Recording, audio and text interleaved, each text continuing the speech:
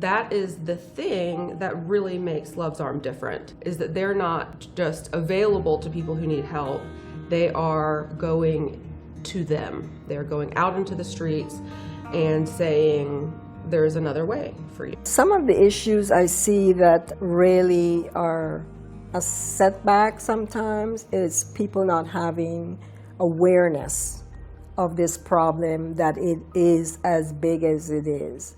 As I've been to various conferences and workshops and hear testimonies, you realize right in our local hotels, trucks driving up and down the highway, this is happening. And so we need to be on the lookout for anything that looks, suspicious. It seems that we, especially in our country here in America, have criminalized victims.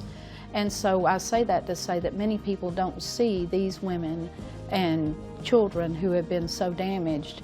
We don't see them in our country anymore as damaged children. And so we really would like to see that change, to see if you understand complex trauma and have a basic understanding of adverse childhood experiences, you understand that these are adults that are very much trapped in those childhood experiences, and therefore they're victims. They are not criminals. Welcome back. Human trafficking is an ongoing epidemic in the United States. It doesn't just happen in movies, it happens in small towns, big cities, and right here in the Tennessee Valley. Joining us this morning to talk about the problem in our area are Jeremy Lofquest from the TBI, Captain John Chambers of the Chattanooga Police Department, and Mimi Nickel of Love's Arm Outreach. Good morning, everyone. Good morning. Thank you all for being here to talk with us about human trafficking in Tennessee. And that's kind of where I wanted to start this morning, is what the state of human trafficking is in 2020 in Tennessee. And I think, Jeremy, you might be someone who is good to sort of speak to that. Sure. So what we've seen in the last year, we've seen a large increase in a lot of our hotline calls. And with that, we've seen a lot more proactive and reactive investigations, both from our local law enforcement partners, other state partners like DCS, and ourselves. So it's ongoing. We're just trying to get out there and combat it as best as possible.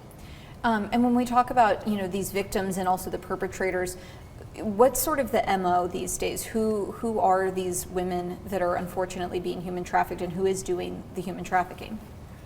Well, I think I can address some of that. Yeah. The victims are usually 95 to 98% of them were abused as children, sexually abused as children, and have segued into a life of addiction and prostitution, and are many times, they're targets, is the best way I know to put it. It's like they have a target on their back. And so the perpetrators, for the most part, are able to see that target and romance into it and become their everything. This helps you describe the trafficker himself. Many times he will coerce, is coercion, fraud, and force, become everything she needs, her best friend, help meet all of her needs for a period of time, and those of her children, get to know the family, and then at some point will flip and become keep her as a prisoner, and force her in many ways and sell her for a long period of time. So there's really no way to identify this is what a trafficker looks like as far as their demographics, their socioeconomic background, and really it's the same way with the victims. Mm-hmm. That difficulty in identifying those traffickers, I'm sure, is something that law enforcement is looking a bit at. So, Captain Chambers, I'd love to talk to you about how you all identify these people and look to search them down. Well, a lot of that starts with understanding where the victim is coming from, right? Being trauma-informed and victim-centered is the first step for us.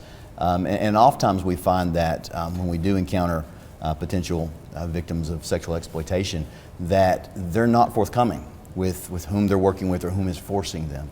And really that's where we depend on the partnerships and relationships that we've built with the different non-governmental organizations. We're able to put them in contact with the resources that they need. But on the backside, we work hand in hand with those organizations. So whenever a victim does come forward and does feel comfortable to relinquish some of that information, then on the back end, it gets relayed back to us. So that helps us then partner with our federal and state authorities to seek out who's doing what within our region as well as the states that surround us. Compared to some other states and some other areas, what are things like in Tennessee? What do those numbers look like? How bad is the problem? Well, I think one of the misconceptions is that Tennessee's got a bigger problem than some of the other states. I think we are better at addressing it, so we have some of the higher numbers of trafficking cases and victims that we see here in Tennessee, because we have great outreach programs, we have great educational programs all the way across the state. So getting on the identification and then on the backside as well with the recovery and working with our NGO partners to get the victims the help they need, and recovery really has helped bolster both the identification and then the prosecution on trafficking. So. On the recovery end, Mimi, how do you help these women? We offer them resources. We have a helpline, 24/7 helpline that's listed on the Polaris National Human Trafficking Hotline. And so it's different for everyone, regardless of where they are, just like every other individual in the world. But we always make sure to listen. Primarily, we want to identify what their need is, regardless of where they are. And at that point, and that's across the board, then we partner with not only local agencies, but other state agencies and partnerships we have, and many times with the TBI or with the Georgia Bureau of Investigation, whatever enforcement entity is available that we need to get in contact with to connect them in that way and to move them into the assistance that they need. Mm-hmm. And I think that sort of speaks to what we were talking about a little bit earlier about who are likely to become victims. This isn't the things we see in movies of women just sort of being grabbed off the streets. Can you all tell us a little bit about that?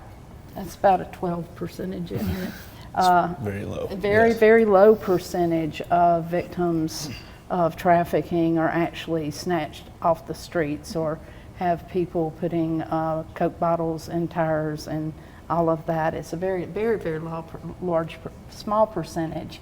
I'm going to say something kind of staggering to you, but the majority of the people we work with, like I said, it begins in the home, through family members, friends of families when they're very, very young. So they're almost formed and groomed for it from the day that they're born. On the law enforcement end, then, how do we stop that if it's something that is occurring behind closed doors? That is the challenge. I mean, that it really is with any type of crime or trauma that occurs inside the home. That is the challenge for all of us. And I think that's where coming together as a community, realizing and getting to know your neighbors, what's going on, and that relationship building process across all boards, right? Whether it's the TBI, the Chattanooga Police Department, any local agency, as well as, and especially the religious communities and the non-government organizations. I mean, that is the key, is all of us working together as a community to recognize what may be going on behind those closed doors and then offer some help and support. What do you all see as sort of the next steps forward with this epidemic in the United States and in Tennessee? Well, I think still getting out, doing the outreach, doing a lot of the education, making sure people are aware that it isn't a lot like they see in the movies, and educating themselves on what the warning signs are. Visiting some of the websites, Polaris, ithastostop.com, as well as any other educational resource out there with our NGO partners. Just that education and saying something. If you see something that looks, off, call it in. whether that's if it's an immediate emergency, call 911. If it's something that may not be imminent right then call either the national hotline or the Tennessee Human Trafficking Hotline. And I do believe we have some information about how you can reach all of those numbers up on the screen for people. So if they do have any information, if they do want to go ahead and call that in. We do appreciate all of you being here. This is an ongoing conversation. I'm looking forward to hopefully talking with all of you much more about it. And just thank you again for being with us. We've got another full, a few more minutes of news coming up after the break for you. We'll see you on the other side of that break.